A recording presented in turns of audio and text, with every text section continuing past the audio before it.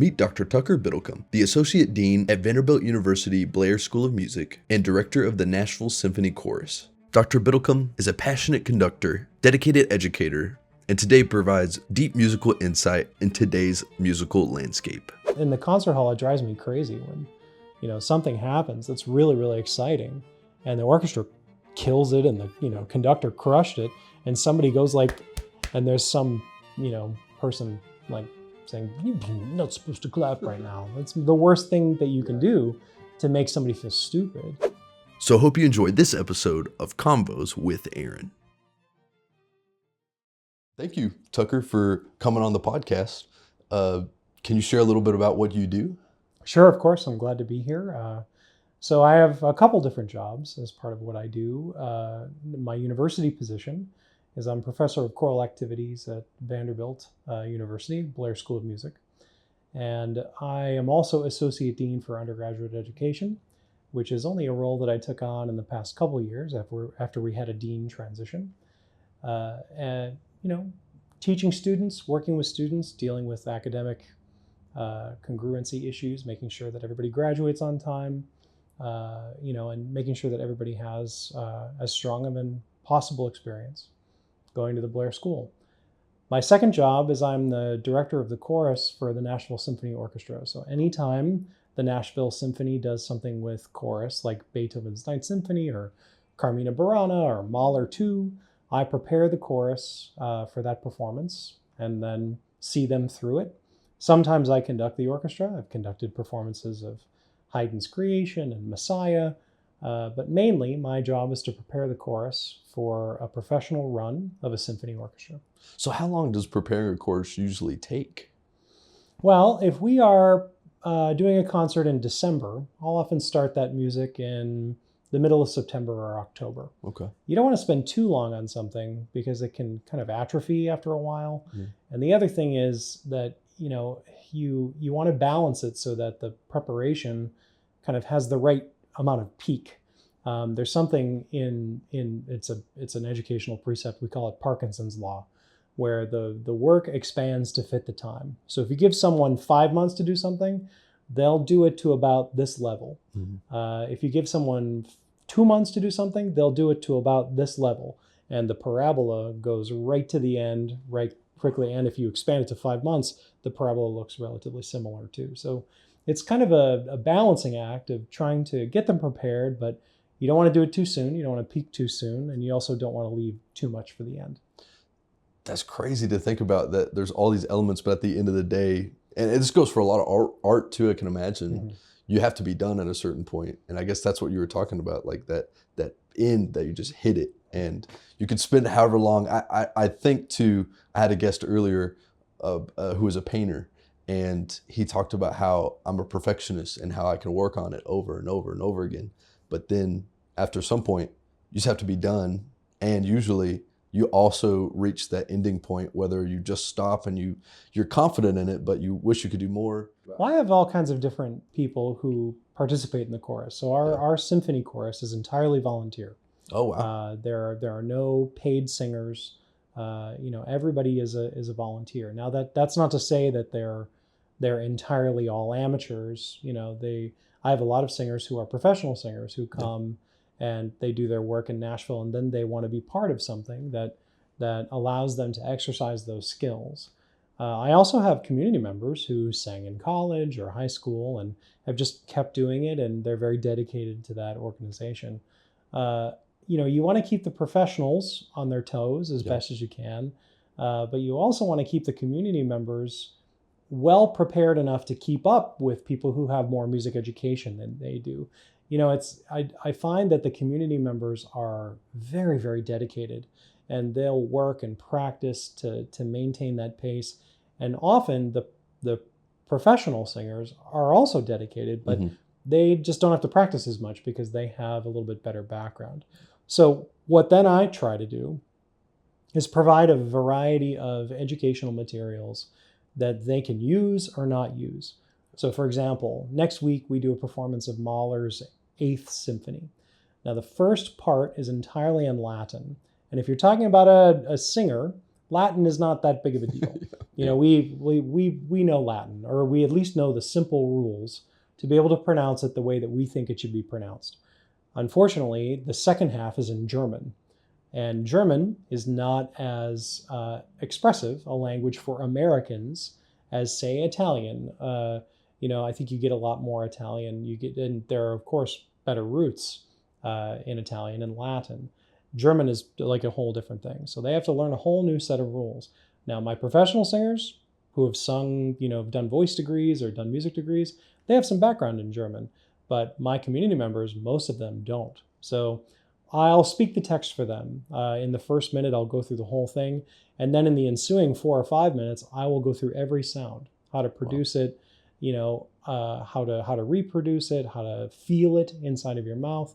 And I'm not expecting my professionals to watch those minute 2, 3, 4, 5, 6, but the community members do. Yeah. And they find that extremely helpful. So the other thing is I'll provide a learning recording for them where it's actually me singing. Yeah. And they'll be able to practice along with that. My professional musicians don't really need that, although it's not necessarily an unhelpful tool for them. It's different than the professional symphony, who essentially shows up on Monday, the music's on their stand, they read it, they practice it. On Tuesday, they have a rehearsal. Wednesday, they have a rehearsal. Thursday's a dress. Friday, Saturday, Sunday, performances, and that's it. So whereas our orchestra only spends a week, we will spend upwards of 3 months preparing a work. And I wanted to ask you something that you said a little bit further back, was talking about how certain pieces are written in Latin or German. I think a lot of times when I think of movies, I think since they're in the States, we just translate them into English naturally. Why specifically do you guys sing them the way? Because is it because the way they're written? It's a good question. Yeah. So we try, number one, and I'm using classical music in air quotes. Yeah. In classical music, which could mean anything from Bach all the way up to, you know, Stravinsky or Bernstein, or you know, anything with a presentation of a symphony orchestra and a chorus. We strive for a sense of realism. We strive for a sense of authenticity. Okay. So when we sing Beethoven's Ninth Symphony, the Freude schöne Götter funken Tochter aus Elysium, we want to sing it like it would have been performed the first time Beethoven ever conducted it. That's cool. So that authenticity is really important to us. We wouldn't translate into English only because you lose a sense of that authenticity, and that's not how it would have been performed. Now, on the other hand, Johannes Brahms wrote a requiem in his native language, in German, which normally is written in Latin. Now, you'd ask me about Latin. Latin is the language of the church. And if you think about classical music, especially prior to the 20th century, the church had the money. Yep. So they were commissioning composers like Mozart, like Haydn. Bach worked for a church his entire life to write music, and to write it in the language of the church, so then it could be transmitted, you know, through the papacy, and to get that music out into the world through the church. Well, when we get to the 19th century, somebody like Brahms says, my people don't speak Latin. Yeah. I want them to hear the performance in the language that we speak. And that, in that particular case, was German. So when we do a performance of the Brahms Requiem in America, or in the UK, or in other English-speaking parts of the world, it's not uncommon to hear it translated into English, because Brahms's original intent was for the listener to hear the music in their own language that they could understand. And of course, that goes all the way back to Martin Luther, you know, with the dagger in the door and the 9 Theses, saying, you know, we want a service that we can understand, that we don't necessarily need an education to be able to understand other than our own language.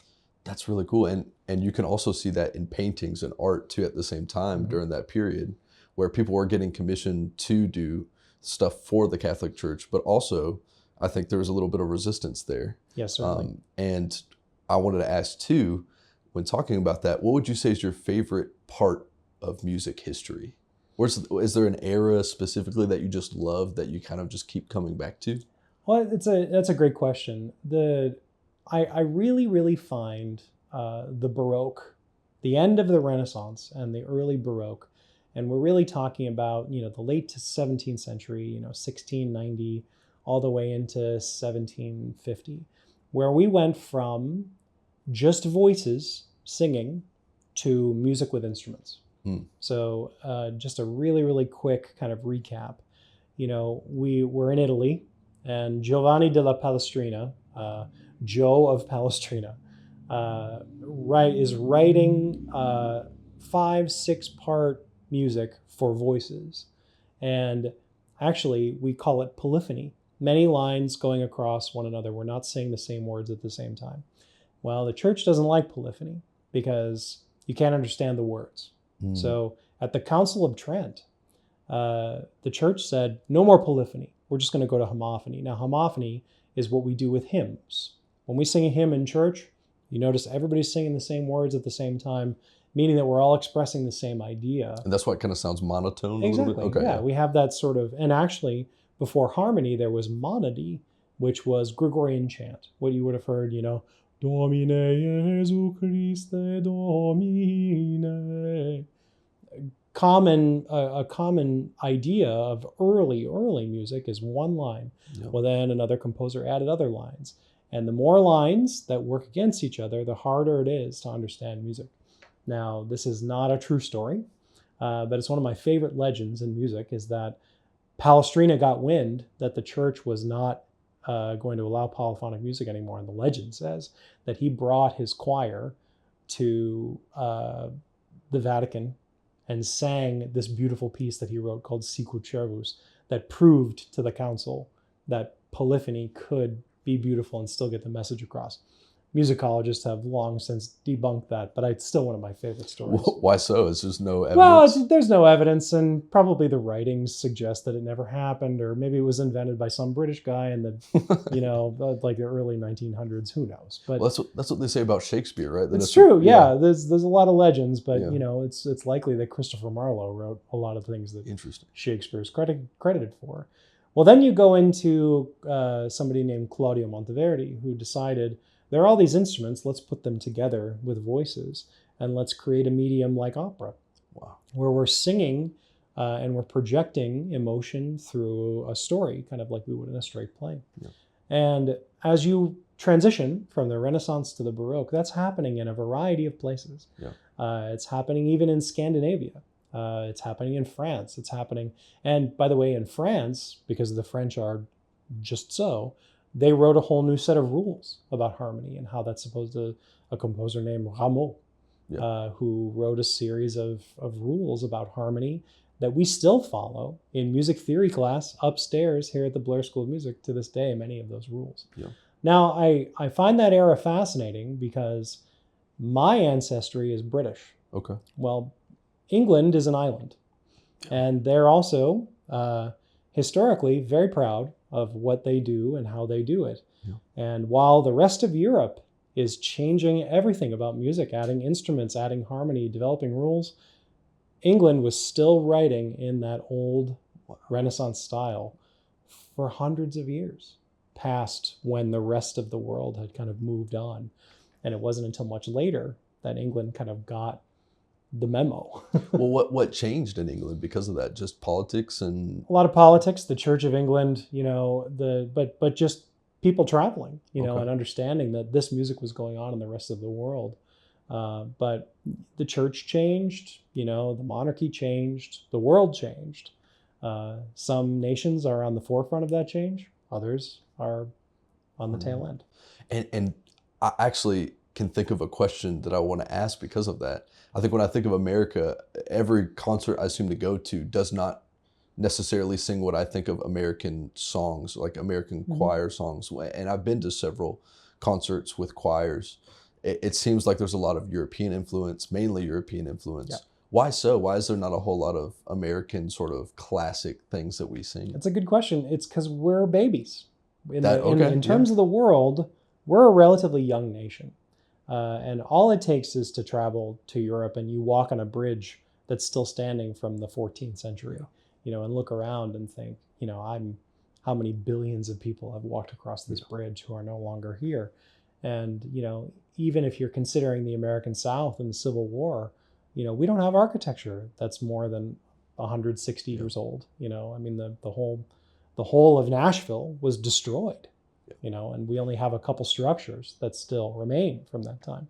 Whereas in England or in Spain, a building built in 1850 is kind of new. Yeah. Now we think of the same thing in terms of our music, is that we, at the very beginning of describing an American ideal about what music was supposed to be, we were looking to our European roots and saying, well, this is great, and this is great, and this is great, and our music is kind of puerile. And it even started in the early 20th century with a conductor named Arturo Toscanini, who was the conductor for the NBC Radio Orchestra. Okay. Now, I guarantee you, your grandparents or your great-grandparents would have had a bunch of records in their record player. And I would say probably half of them were classical. And I would say fully 2/3 of those were chosen specifically by Arturo Toscanini, because those were the records that were being pressed. And he decided that that was the music worth hearing. Yeah. So we value certain symphonies, we value certain composers because we were told that these are the great composers. Now, the good news is you can do the research, and qualitatively you can back that up. Yeah. Even quantitatively, you can back that up. You know Mozart's great, and it just, not only does it feel great, but you can see the brilliance in the writing. Similar to Bach, even though we almost didn't even know who Bach was. Bach was for a long time just the guy. Yeah. But a composer came along in the 19th century named Felix Mendelssohn, who said, look at this guy, look at what he's doing. Oh my God, look at all this stuff. And he started performing that music.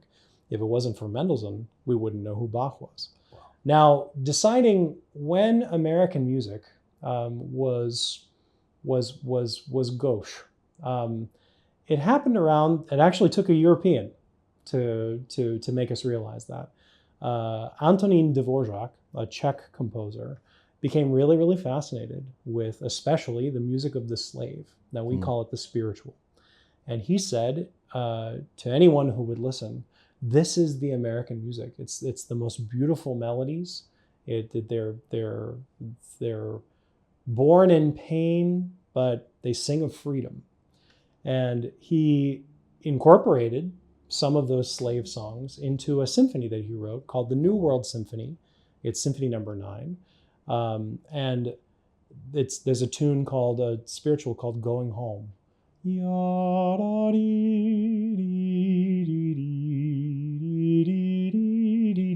Now, it's not a direct quote of that spiritual, but it was inspired by one of the songs of the slaves.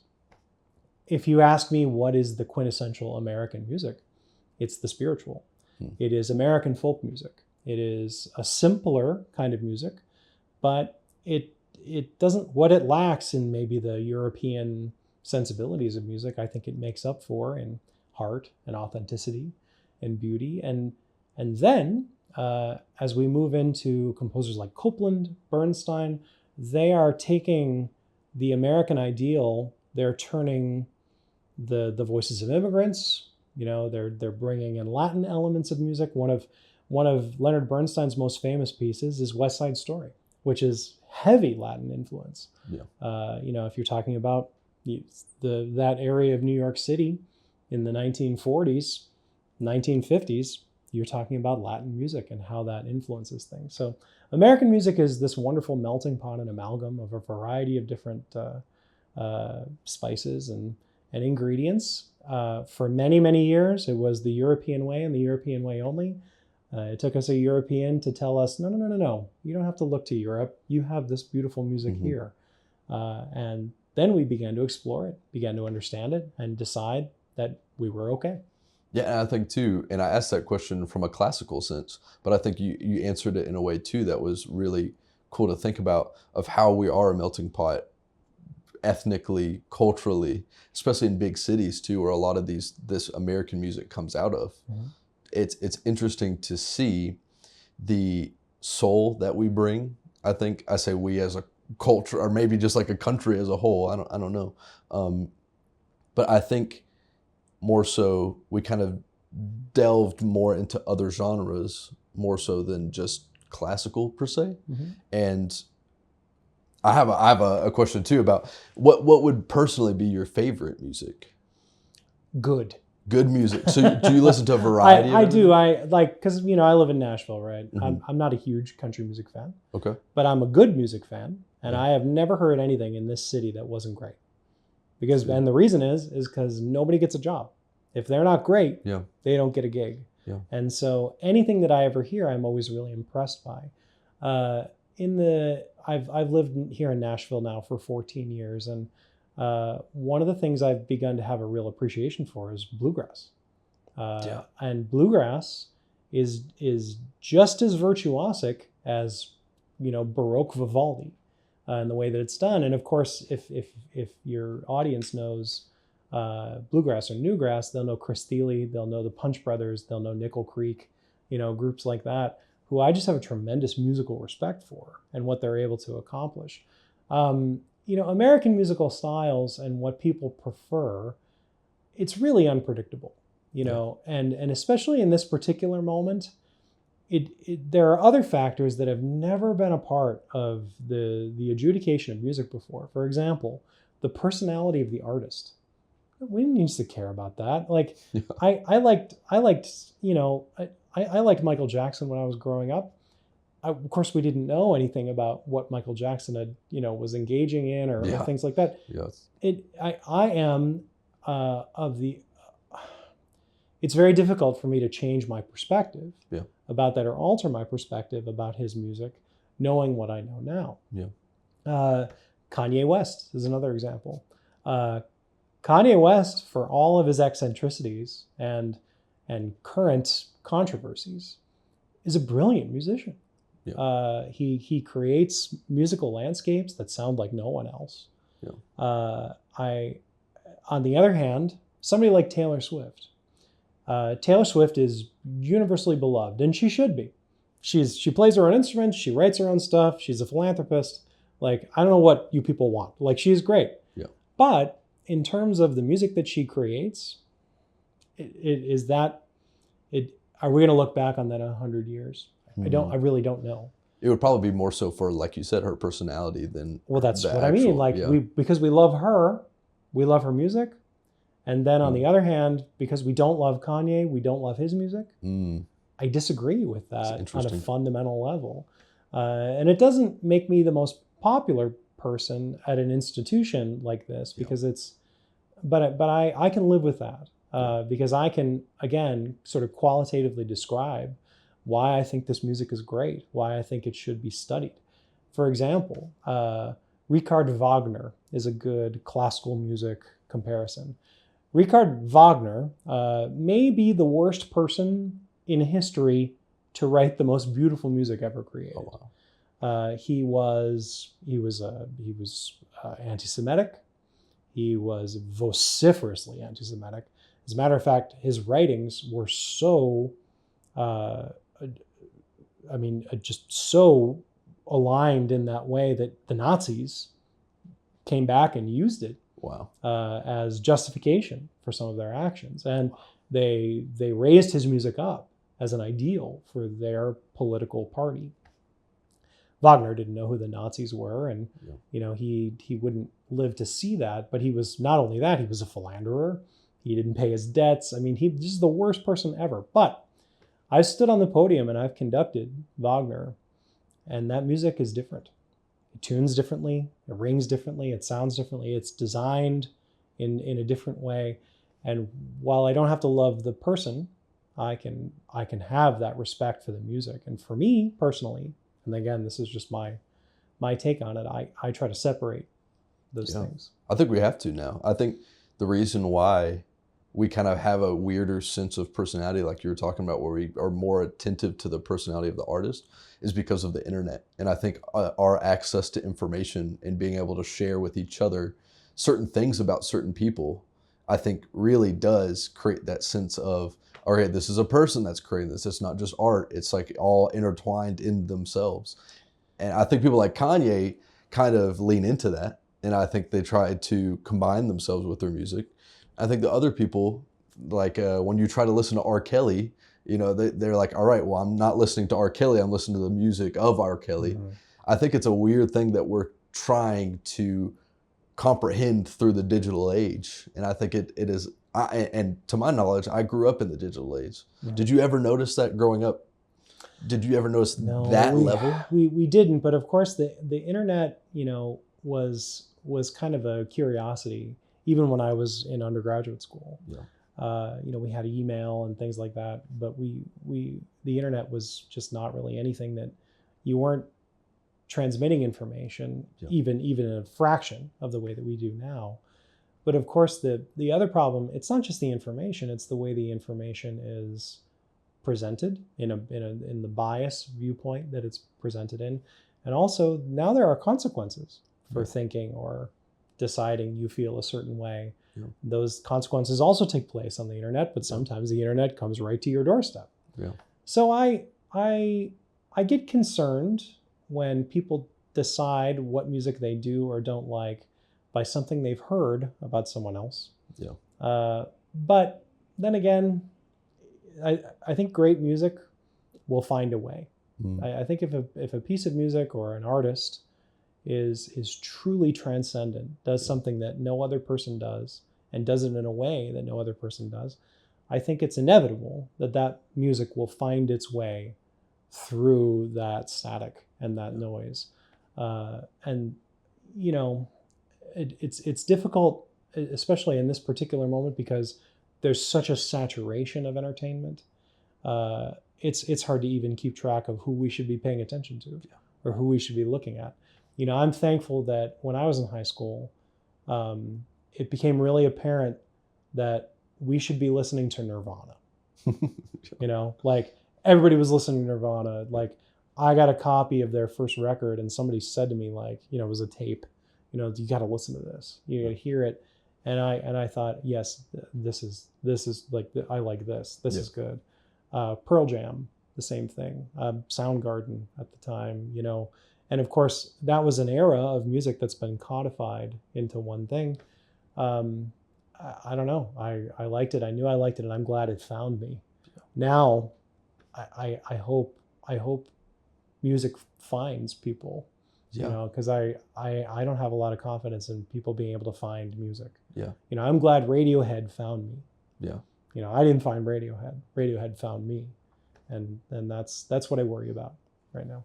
That's an interesting worry, because I think that way sometimes. I'm into movies more so than music, but I think that way too. I think we have this conversation about Netflix and how it's just serving people essentially algorithm slop that they have to like, oh, this looks good, it has Chris Pratt in it. And it's like, all right, well, it might have Chris Pratt in it, but that doesn't mean it's going to be like a Quentin Tarantino film that you just love. That's like, oh, this is fantastic, the artistry. I think that is a side effect of algorithms. And I think whether it comes to music or film, I think that's something that we have to figure out too. Well, I feel the same way about the Coen brothers. When I see a Coen brothers film like No Country for Old Men or Brother, Where Art Thou, or The Big Lebowski, even though it's not one of my favorite films, but I think knowing that they're going to make another movie, that's must see TV for me. Like I got to be there. Yeah. We suffer from this sometimes in music a little bit, because there's this appreciation for music of dead people.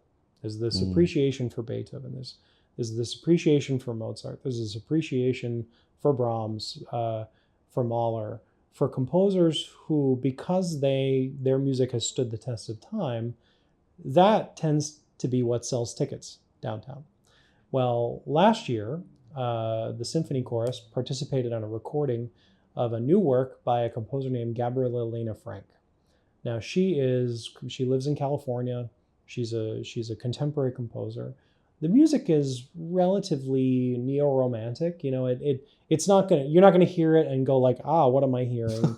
It's gonna sound like your favorite movie soundtrack in some places. But it's difficult to get people to the concert hall to hear her music, because that's not a household name. Yeah. It's not somebody that you are guaranteed to have an experience. When Quentin Tarantino comes out with his 21st film, or whatever, he said he was never going to make another one, but I'm sure he will, because money, people will flock to the theater, whether they know they're going to like it or not. There's another example right now. The Last of Us is big, huge on HBO.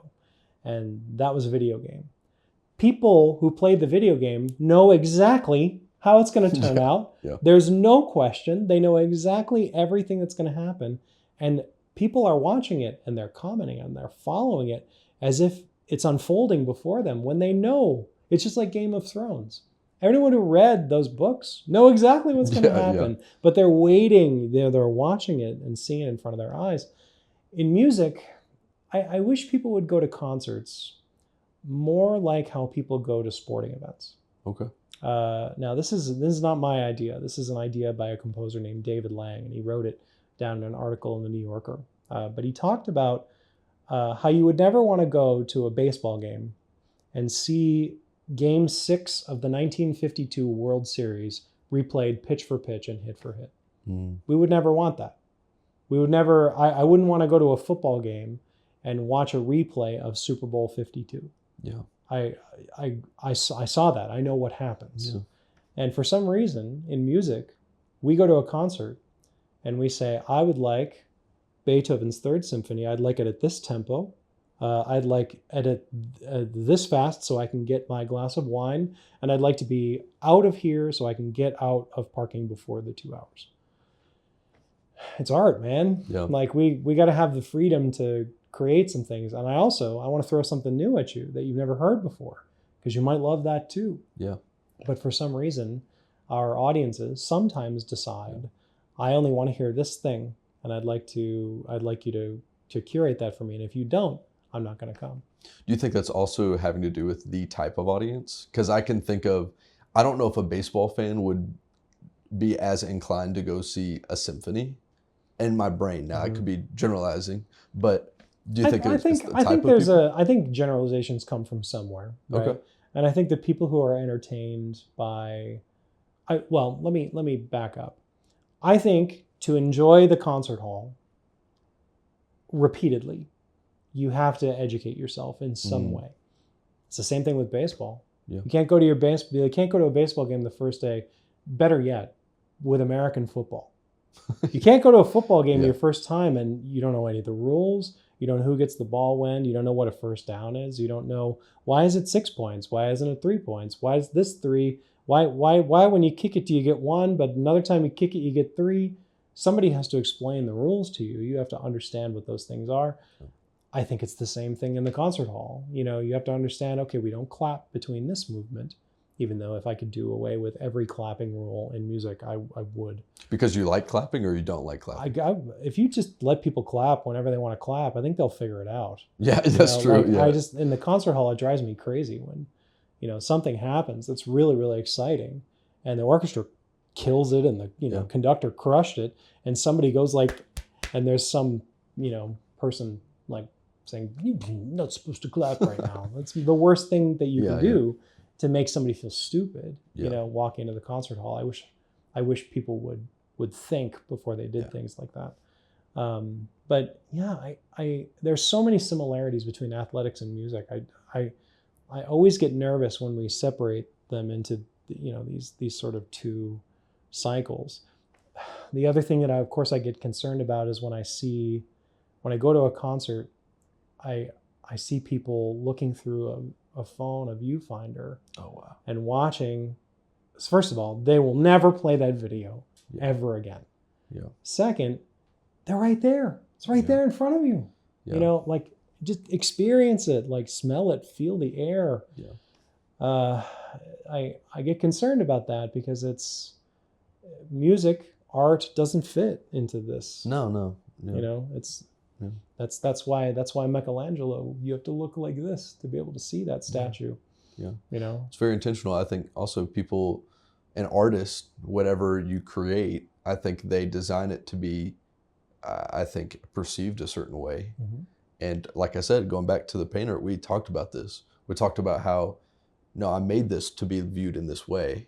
I didn't make it to be viewed on the screen. Yeah. Because I think what we find, and we have found these past however many years that we've been entrenched in our screens, is that we just do not connect the same way. We connect through an algorithm perspective where we keep consuming, but are we really connecting and making memories through there? I'd say no.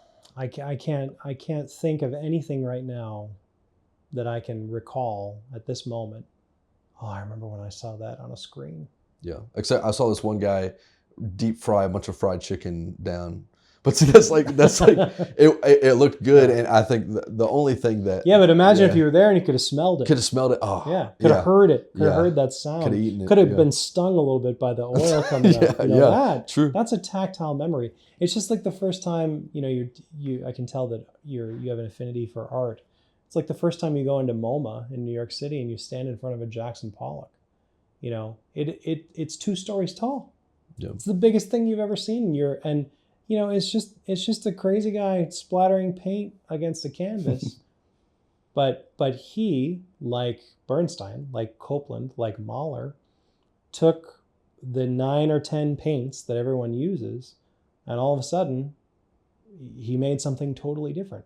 Yeah. Now, in music, it's not too dissimilar. There's only 12 notes in music. Do, di, re, mi, na, na, na, na, na, na. That's it. That's all there is. Composers have that to work with, unless you're talking about, Eastern musical styles. Chinese music has a different scale. The Indian music classical music has a much different scale. Wow. But if you're talking about Western music, there's just 12 notes and 11 intervals. That's all we've got, and yet a composer can make so much more with that. Yeah. Well, I want to go back to you talking about the experience of consuming music. I've been to the Nashville Symphony, and it feels like you're getting a premium experience just by walking in. Mm-hmm. The architecture, the way everything's laid out, how big the ceilings are, how big the stage is, the lighting. And I've always been curious to see or feel like what it is to be like on that stage. How does it feel when you get up and you're like, all right, I'm about to conduct this piece of music, but then you also know you have that whole auditorium of people expecting that? What does that feeling feel like? It's a good question. So I will say, first of all, it is the crown jewel of our city. I think the Schermerhorn is a truly beautiful concert hall. It's like they plucked it out of Vienna and slapped it in the middle of honky-tonk Nashville. Because it does. I mean, if you turn right on Broadway, if you're going towards the stadium, you walk into this, you walk into a Viennese concert hall. I mean, and it is a Viennese concert. It's just called a Viennese box. Okay. Some concert halls have a kind of a trapezoidal feel. This is just a box concert hall with seating that goes up, and then the stage is right here. Something that you'd find in Vienna. Yeah. Although other places in the world as well. To walk out onto that stage, you would think it's this monumental event, but you're a movie fan. Have you ever seen Hoosiers before? So it's a basketball movie made in the 80s. Gene Hackman, and it's about a little basketball team from Hickory, Indiana, and they go to the state championship, and the state championship is in this huge gym in Indiana, University Gym. Yeah, and they all walk in and they're looking around like, this is crazy, and they're bumping into things because they've just never seen anything. It's Butler Fieldhouse in Indiana. Yeah. Well, Gene Hackman takes a tape measure, and he measures from the rim all the way down to the floor, and then from the floor out to the free throw line, and says, I think you'll find it's exactly the same dimensions as our gym back in Hickory. Oh, wow. Okay. Yeah. So the idea that you can be really enveloped in the moment is almost like a distraction. Yeah. When I walk from stage right, from the conductor entry doors, and I walk through the orchestra, and the audience is clapping because they're supposed to, and they stand up, and I shake the concertmaster's hand, and my chorus stands up, and I take a bow and I turn around, I'm back in the rehearsal room because I have to pay attention to all the things that I know that they're relying on me for. Yeah. One of the bigger challenges in the Schermerhorn is when the chorus is not there, or it's smaller. I've conducted performances of Messiah with a smaller chorus where the chorus is on stage, and that means where my chorus normally sits, the chorus loft, there are patrons. Wow. So patrons are sitting there. You want to talk about being distracted. Like, there's nothing like trying to get into the third movement and you see a girl on her phone, like tapping, or somebody who's bored, or like a flashlight comes on or something like that. Yeah. You really have to focus. Dang. But quite frankly, if I'm on the stage and I'm conducting something, the audience just sort of disappears. And I have to just think about, these are the things that I need to do to accomplish so that we can give the best performance possible.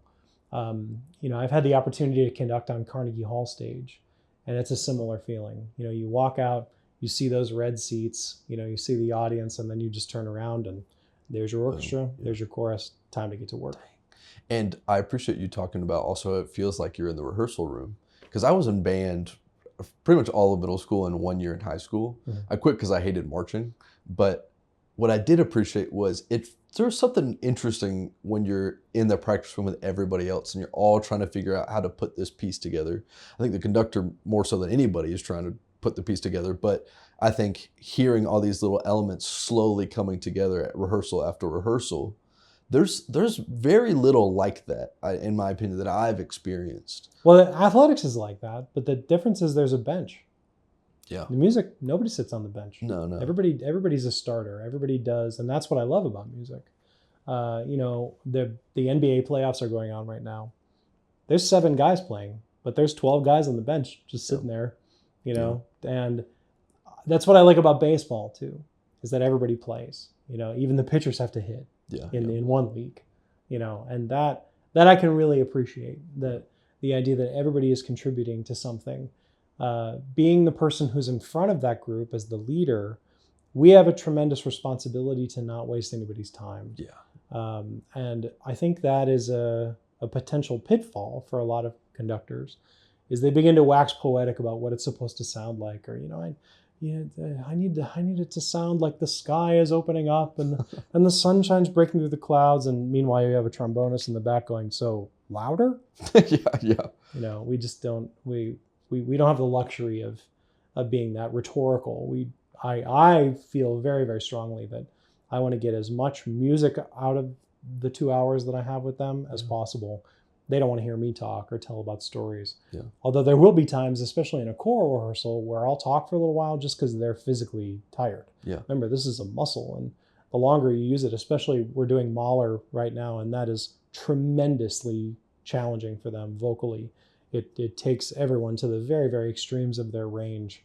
And if we have a particularly tough rehearsal period, I'll tell them a story or something like that, and just to give them a second to put the flames out, and then we're right back into the work. Dang. Well, let's go a little bit back, because we talked a lot about what we're doing now and the state of the world now in music and everything like that. But I want to ask you, where did you start to fall in love with music? Luckily, it was the only thing I was remotely ever good at. Okay. So it was early. Yeah. I started, playing on my grandfather's organ, and not like an organ with feet. It was like an organ that somebody would have ordered in the 80s. Yeah. That had like a bossa nova rhythm and beat and things like that. But I started tinkering around with that, and I was lucky to have parents who provided me, activities to sort of, like my father bought a piano in his house, and I made him crazy and my stepmother crazy by not really practicing, even though I said I did. But I wasn't practicing what they were telling me to practice. I was improvising. I was, kind of learning things by ear. While sometimes I regret not having that technical foundation when I was younger, I think it actually helped me into the career that I have moved into, which is conducting, because it just helped me to understand harmony, helped me to understand music in a different way. I started playing the cello in my high school orchestra, middle school and high school orchestra. I didn't practice that either, but I did enjoy to play it, and I had to carry it on the bus every day, and that was a challenge. But then, when I wanted to impress girls, I started learning chords on the guitar, started singing late in high school. And that's what I ended up going to college for. I went to a state school in New York, the Crane School of Music at SUNY Potsdam, and studied music education and vocal performance. Met my sweetheart there, who I married, and later, we taught there for a little while. I was a secondary school teacher for a few years in New York, and she taught there also. And we were both chorus teachers. I decided to get a master's degree and follow a person who I had as a conductor in all-state chorus. Wow. When I was in high school. I found him to be very inspiring. Went and got a master's degree with him, taught for another 7 years there, where I had gotten my master's in Tallahassee, Florida, at Florida State University. And then after 10 years of public school teaching, I had questions again, and I wanted to do things like conduct all state choruses. I wanted to teach at a university. I wanted to kind of ascend to a different level. I loved teaching high school. It was wonderful. And, the people who talk about teaching as some kind of, sacrifice, and I can understand that perspective. But I mean, I had a house, and we had a car, and, we had the things that we needed.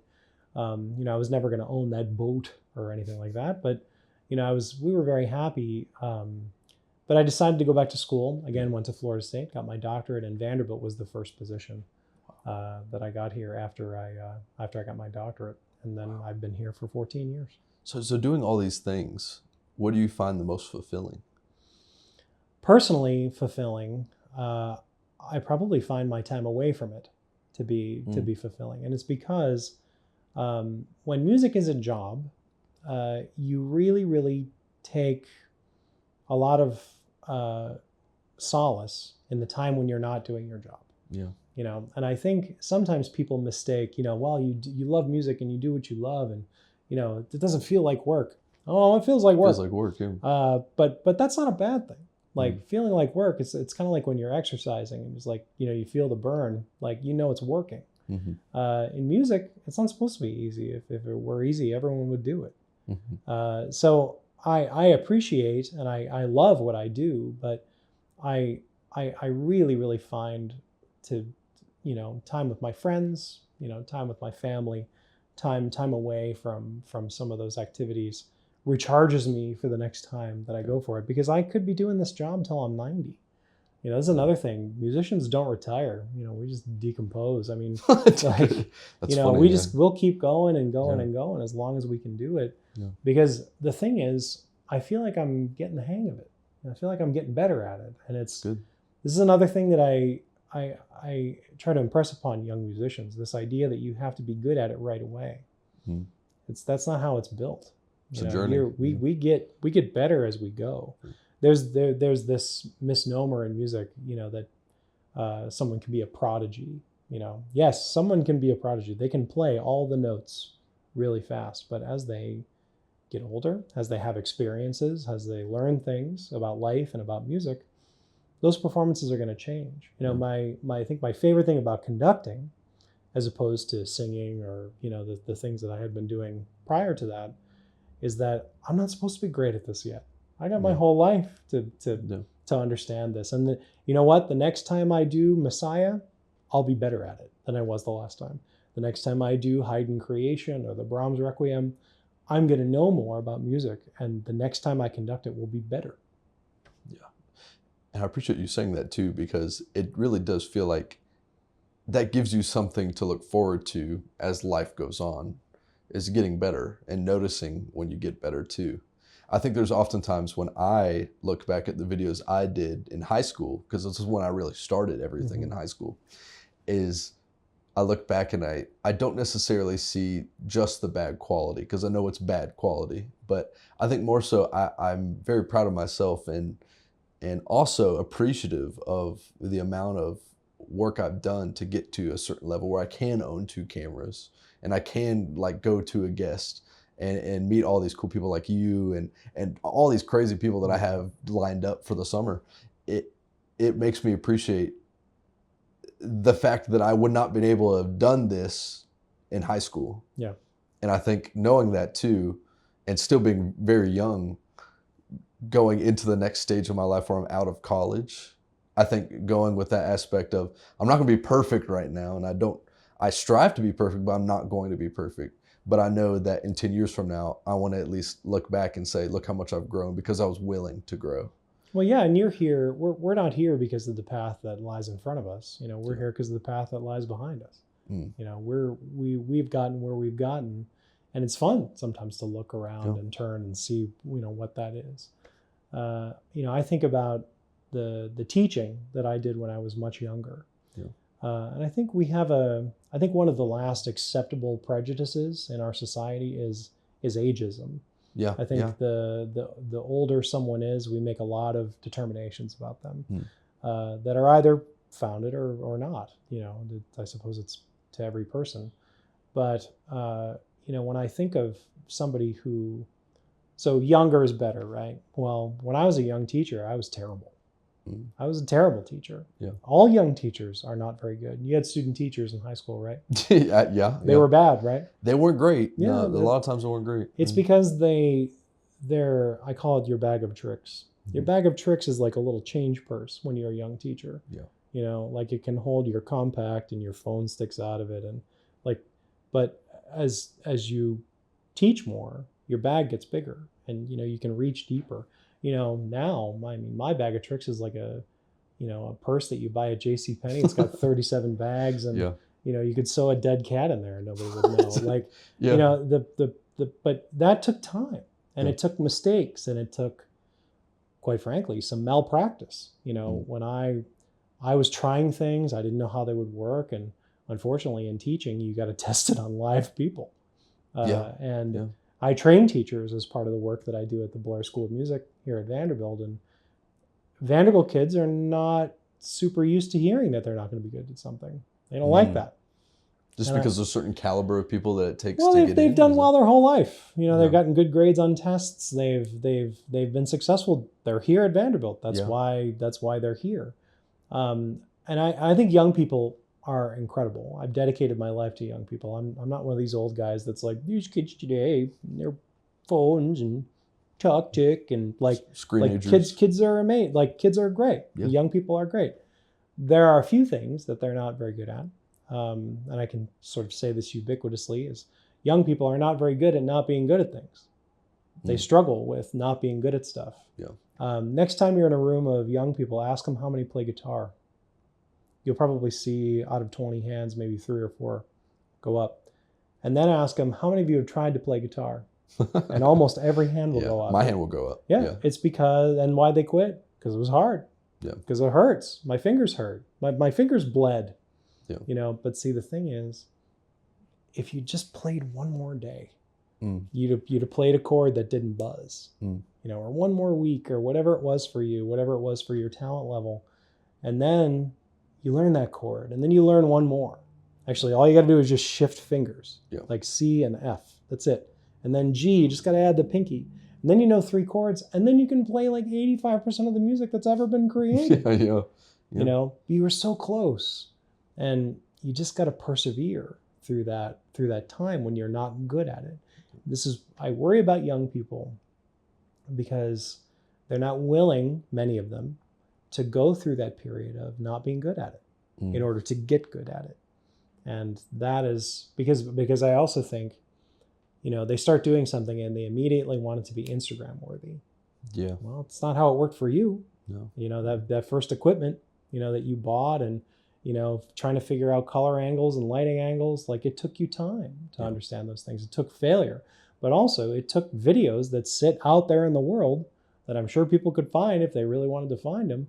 And you have to live with that. You have to live with the path that lies behind you in order to get to the path that lies in front of you. I think a lot of people too are, especially in the internet too, they want to hide those things. But I think it's beautiful to see a journey like that. I think especially with a visual or audio medium where you can clearly see a difference or hear a difference. That's pretty powerful to say, look what I've accomplished in 10 years. And then this is what I set to accomplish in another 10 years too. Look, there are plenty of videos out there of Chapel Roan, playing the per county fair, and people look at it now as like, oh my God, Chapel Roan on a guitar. And I was like, so listen how bad she sounds. Well, I'm glad those videos are there. Yeah. I hope young people watch that because one day she was just a person. And then another day she was Chapel Roan. It was just like Nirvana. Dave Grohl talks about this all the time. He was the drummer for Nirvana. And he says, we were terrible. And we played every day until we couldn't play anymore. We were terrible and we changed a member and we did a gig and we were terrible. And then we got a little less terrible. Then we kept playing and wrote a couple good songs. And then we were the biggest band in the world. And what would we have all lost if Dave Grohl said, well, this isn't Insta-worthy or I'm not good enough and somebody else can do it? I think we all would have lost something. I think that goes even deeper than just art too. I think it's a human thing that's oddly attached to social media now. It's like filters is a good example. You know, you pop on a filter, it fixes all your imperfections, but everybody knows it's fixing your imperfections. They know you don't have glowy skin and butterflies tattooed on your cheeks. Like, it's something where it's bizarre to kind of see so many people, and I'm guilty of it too in a lot of ways. I think I edit things to see if people will think it's perfect, or like I edit things with the perception that I hope people think it's perfect. But I have to check myself sometimes too, because I know that's just not reality. And I think humans will never be perfect. Yeah. And, you know, there was another, I just got done watching a movie last night, the Bob Dylan biopic. Complete Unknown. Yeah. And that kid's talented. Yeah. Timothée Chalamet, like, that's a talented kid. Yeah. Now, I play guitar, and all his fingers were in the right places. All his not just the chord in hand, but the pluck in hand. Like, he was really doing all that. But there's another thing. I never heard one note out of tune. Yeah. And that's not normal. Yeah. Now, it's not just, now, producers have gotten a lot better at this thing that we do in music called auto-tune, you know, but come on, it's a 2 hour and 15-minute movie. You're telling me not one note was out of tune? You know, this is Bob Dylan we're talking about here. I've heard him, you know, like he doesn't sing in tune. No. And while that young man is very, very talented, you know, I think you lose something in the performance because, you know, can you imagine an auto-tune Bruce Springsteen? Like, yeah, that'd be crazy. The best things about him, you know, is the gruffness, is the out of tuneness. It'd be like Harrison Ford playing Han Solo, you know, with like the filter on. Like, that's not what it is. Yeah. So again, I worry about that a little bit. But then again, you know, teenagers when I was younger, they were saying, you know, they're trying to live up to the magazines, or we've had these challenges throughout our society. I think what overcomes them is just good music, good art, good stuff. People still keep building good stuff. For sure. You know, and I continue to be inspired by work that I see from people I've never met. Yeah. But I'm also inspired by people who died 100 years ago, that I think it's part of my job to keep their voice alive. That's good. And I feel really, really passionately about that. And I also, as a chorus director, I want as many people to experience that together as possible. You know, I love popular music, but a lot of times it's just one person. You know, there's a band of 5 people. With our chorus, when we do Mahler 8 next week, it's 145 people up in that loft with, you know, an orchestra of 70 and a children's chorus of 60. And all of those people rowing together, pulling together, doing the same thing at the same time. It's a very, very unusual thing in the human experience.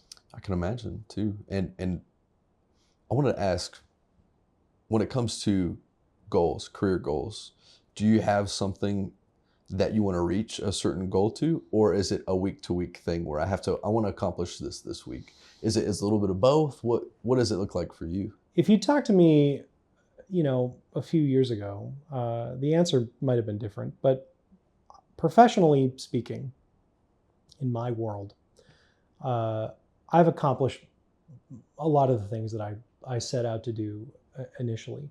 Now, that being said, every job has its peccadillos. Yeah, everything is going to be challenging in its own way, and I recognize that and I have a lot of respect for that. But I think that a thought that I continue to have about the last quartile of my working life, you know, because I see it as the first quartile was, you know, when I was young and slinging tacos and, you know, going to school. The second quartile was the beginning of my teaching career. You know, I'm in the middle of my third quartile right now, which is my university life and, you know, and this symphony chorus. But the fourth quartile, I don't know, I might just do something completely different. Like, I might like to run for office. I think there are too many lawyers in politics. You know, we need more musicians and doctors and teachers, and you know, we need different people to participate in the political process. And I'm not very good at raising money. I'd have to do better at that. But you know, I think that might be something that I could take all these skills that I've acquired over the years, some of which I feel like I've mastered pretty well, and bring that to the political arena. Do you know what space or what part of the political No, field? Somewhere, it could be anything from where I could be useful, like the school board, locally, all the way up to Congress, or something like that. But we don't really get to decide what our, what that path forward is. All I can do is look behind me. Sometimes those things are out of our control, but I don't know. I think that's the fun part. True, it is. I think I have a similar ideal in my head of where I want to go. I think I would like to, in my later, I think fourth quarter, like you were saying, I wouldn't mind being in politics too. I think there is something interesting about wanting to kind of give back, whether that be through teaching or through public service, because then, in my opinion, it makes me view life in sort of a well-rounded way, where it's like, okay, I've benefited from all these people and everything. Now, if I want to go into teaching, I want to try to give that back too, and I want not for me just to benefit, but also put that back into the next generation too. And I plan on doing that. I don't know what God has for me in terms of that. We'll see. But yeah, man, that was a very good answer. I appreciate that because I think a lot of people. I think a lot of people lack the ability to dream big. Would that be the right word? Or to have larger goals for themselves a lot of times? Emily Dickinson would talk about, futures and things like that. And she said, why, in the end, why not have a big life? Yeah. Why not have a big life that affects a lot of different people? And I think that came from her discomfort with people reading the things that she had done and putting a greater value on them. And then finally, I think she just kind of said, you know what, I have to accept it. I don't get to control what others say about me. Look, I could spend the rest of my career prepping choruses and working at a university and, training little musicians. And there would be nothing wrong with that. And that still may be what I end up doing. Yeah. But I'm not suggesting that I feel called to something bigger or, I'm not a religious person and I don't necessarily have those same proclivities, but I think I end up making the decision about what those things are. But again, I've acquired a set of skills over the course of my career. I feel responsible to put those skills into action that can benefit the most people. Right now, that's training people how to sing Mahler. That's getting an amateur chorus to reach the level of a professional orchestra. Yeah. It's one of the most challenging but fun activities you can do. Yeah. It's kind of like taking, saying, all right, we're going to play the New York Yankees in 3 months. Here, I'm going to take this single A team and we're going to give them a game. We might not beat them, but we're going to play all 9 innings. Yeah. And for me, that's a wonderful challenge right now. I don't know what it would be like to work on Capitol Hill and, feel like, if it would feel like that. But that's another thing. You can't know until you're there. You can't know what that feels like until you decide to do it. I know people hate politics, but politics are people. True. And it's made of people. And, yes, some of our systems are broken and others are some of the best in the world. Others are some of the worst in the world. I think travel is a cure for bigotry and hatred and racism and this idea that somehow some people are better than others. I think if you travel around the world, I've been as far as Beijing. Everybody I met there was just a person. Yeah. They're just people. They want to make their families' lives better. They want to get on the subway. They want to not get hit by a car. They want to eat clean food. They want to drink clean water. And I think somehow we create all these divisions that once you circumvent those divisions and you actually meet a person, I think it feels completely different. In music, how do we solve some of those problems? I think we should be less concerned with what kind of people the artists are and what kind of art that they create. I think we should be less concerned about the rules that people should follow about being in music. I just think let them experience things and, create something where they can feel comfortable in the room. And then I think music, especially classical music, is all about participation. This is one of our last living participatory arts where I can take 145 people, random folks in that, they're not random, they're auditioned, but I can put them up on a stage and we can do something together. To me, that's truly powerful. I don't really care if it gets downloads or likes or, we did it. We did the thing. Those notes are there and then they're gone. And then it's, I suppose the question that I get asked often is like, what's your favorite piece to conduct? And I say the next one. It's good. My favorite one is the next one. Like I don't want to become biased about a certain piece, or I want to give everything I've got to the next opportunity. It's beautiful. Well, thank you, sir, for being on, and I appreciate our talk. I think it provided a lot of perspective, and that's what I want. And talking a little bit like you were saying, I appreciate diversity, not only necessarily in just the guest and their background, but I think even more importantly, something that transcends that is what they do. Yeah. And the art that they create, whether it's through blacksmithing a knife or painting a painting or directing a choir, Mm-hmm. And I appreciate you adding just a little piece in that perspective of what I want to build with this project. So thank you again Wonderful. for being My on. pleasure. Yeah, of Appreciate course. it. So that being said, I say this at the end of every episode, but if you have a guest in mind, you can submit it at convoswithaaron@gmail.com.